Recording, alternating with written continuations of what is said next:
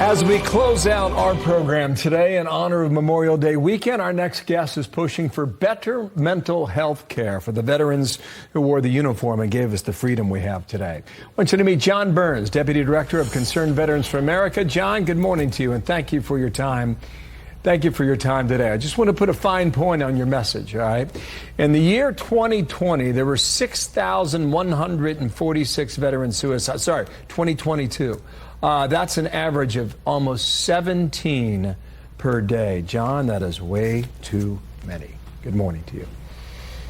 Good morning, Bill. Good morning, Jackie. Thanks for the opportunity to talk to you guys. But what's the message that you want us to understand, knowing those numbers? You know, I've lost several friends to suicide since the global war on terror started in New York in 2001. We've lost nearly 4 times as many veterans and military members to suicide since 2001 as we have in overseas actions, 30,000 compared to 7,000.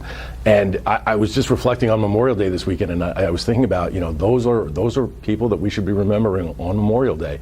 Those folks in previous wars would have been said that they died of their wounds later, wounds sustained during combat. And the fact of the matter is that these wounds were probably treatable for most of those 30,000. If the VA was following the law, if it was providing the care that it was supposed to, and if it was executing the law, especially the Mission Act, faithfully, some of those veterans would still be alive. And we should remember those veterans on Memorial Day. And the folks at CVA, Concerned Veterans for America, at cv4a.org, we're working every day to try and reduce the number of veteran suicides by forcing the VA to follow the law, by forcing the VA to provide timely and quality care. But while Americans are relaxing this weekend and remembering those veterans who died overseas, they should also remember those who suffered and died at home because they did serve overseas.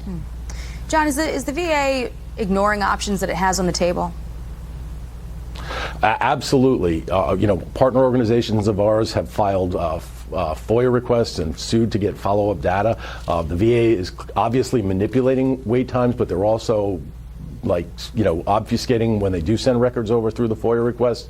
And so it's impossible to tease out exactly what they're doing, but they are clearly not assigning folks to the community care option as prescribed by the Mission Act, including mental health care. I've heard from both private mental health care providers and nonprofits that they're desperate to get referrals from the VA because they know they can help veterans, and yet they're not getting the referrals to their system. You know, and again, John, we have veterans killing themselves. You look at veterans and non-veterans. I think this is just stunning. Suicide rate is almost 32 for veterans and 16 at non-veterans in terms of a ratio per 100,000.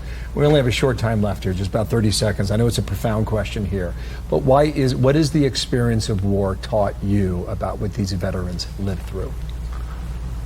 You know, there's just so much that happens when you're deployed in combat. If you see combat, it haunts you for the rest of your life. And if you're struggling with stress or depression from your normal civilian life, it comes back to you in those moments. And again, it's mostly treatable. It's mostly something that the VA can help with if they would assign that community care. If they would send the veterans to the care that they deserve, the care that they've earned, we could certainly reduce those numbers down from 2.5 times the civilian rate. John, thanks for the good work you're doing, okay? To all the veterans out there, thank you as well, and thank you for sharing the story. It's thank you for your stuff. service. John Byrnes, thank you. Thanks for having me on. You bet.